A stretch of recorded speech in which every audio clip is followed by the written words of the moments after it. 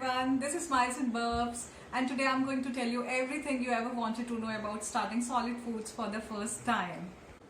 Friends, before moving on with the video, I would like to request you to subscribe to our channel so that you can enjoy more such useful videos.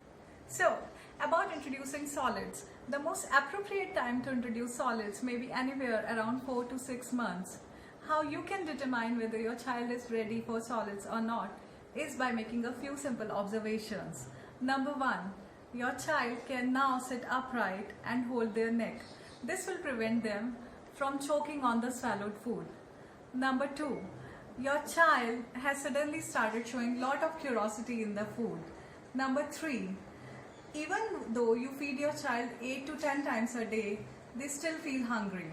Number 4, when you eat around them, they mimic your tongue movements. That shows they can now swallow the solid foods. Friends, one thing you should always remember is even though now you have introduced solids, your child will still depend upon breast milk or formula milk for the major supply of nutrients. So 80 or 85% of their nutrients are still coming from the milk.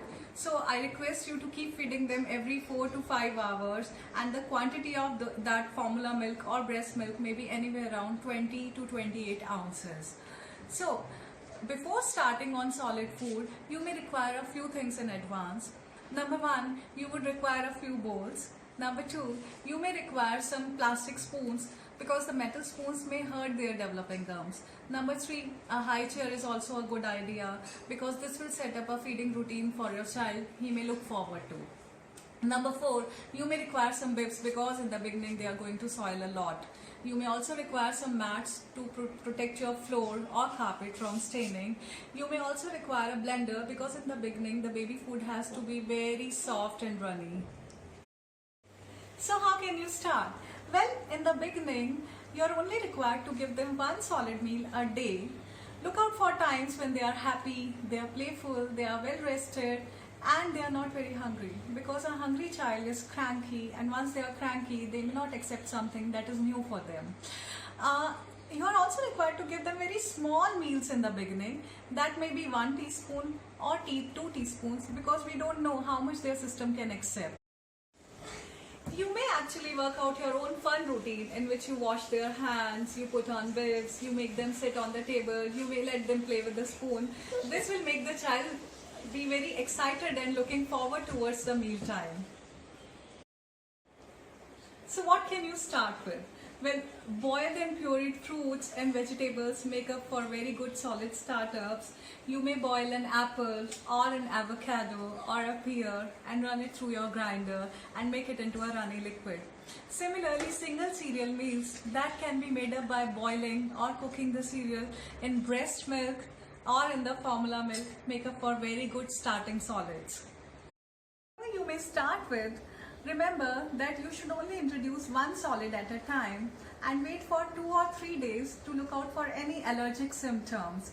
Allergic symptoms may be swelling on their faces, they may be having diarrhea, or they may have a runny nose. In case of any allergic symptoms, contact your health provider immediately. It's best to avoid allergic foods for the first year. The allergic foods may be peanut butter, honey, or cow's milk. Once your child has started accepting one solid meal a day, you can now move on to 2 meals or 3 meals. Consider giving them different solids in different meals.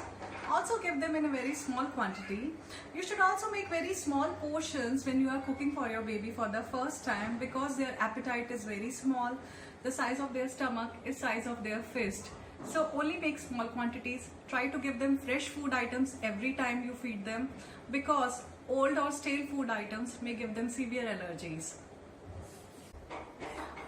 Also rotate the food items in every meal so that they get all the kind of nutrients they can get from the solid food they are eating. For example, in the morning, if you give them a fruit, in the afternoon you can give them a vegetable or a lentil soup. Similarly, at night, you can give them a cereal made in your breast milk or the formula milk.